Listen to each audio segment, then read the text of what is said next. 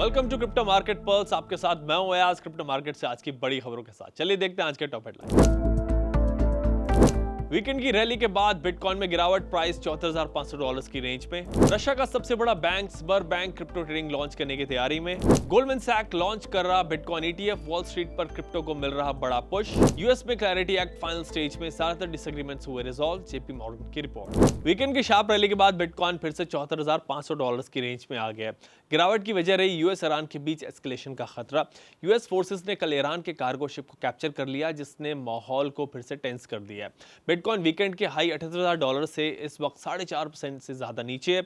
US stock futures जो war खत्म होने की खबरों पर तेजी से ऊपर गए थे, उनमें भी गिरावट आई है। वैसे बिटकॉइन ETFs में अराउंड $664 बिलियन का इन्फ्लो रिकॉर्ड हुआ है, जो ये सिग्नल देता है कि इंस्टीट्यूशनल इन्वेस्टर्स की खरीदारी जारी है। अब सबकी नजर वेंसडे की सीजफायर डेडलाइन पर है। अगर बातचीत फेल होती है तो फिर से जंग शुरू हो सकती है, और अगर ऐसा होता है तो स्टॉक मार्केट और बिटकॉइन दोनों पर प्रेशर बढ़ सकता है। रशिया का सबसे बड़ा बैंक स्बरबैंक क्रिप्टो ट्रेडिंग और कस्टडी सर्विस लॉन्च करने की तैयारी कर रहा है। बैंक के मुताबिक जैसे ही रशिया में क्रिप्टो रेगुलेशन लागू होगा, उसके 1 करोड़ 10 लाख कस्टमर्स को क्रिप्टो एक्सेस मिल जाएगा।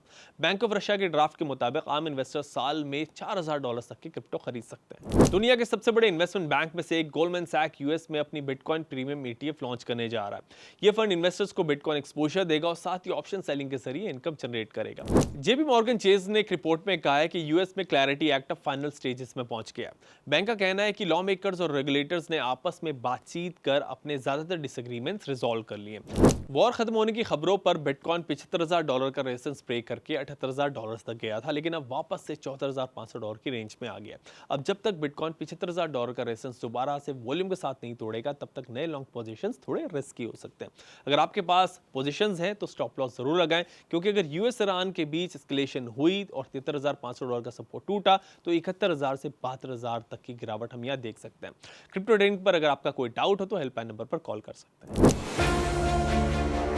बहुत लोग आज भी ये सोचते हैं कि बिटकॉइन खरीदने का मतलब है आपके पास लाखों रुपए होने चाहिए, लेकिन सच ये है कि क्रिप्टो में आपको पूरा कॉइन खरीदने की जरूरत नहीं होती।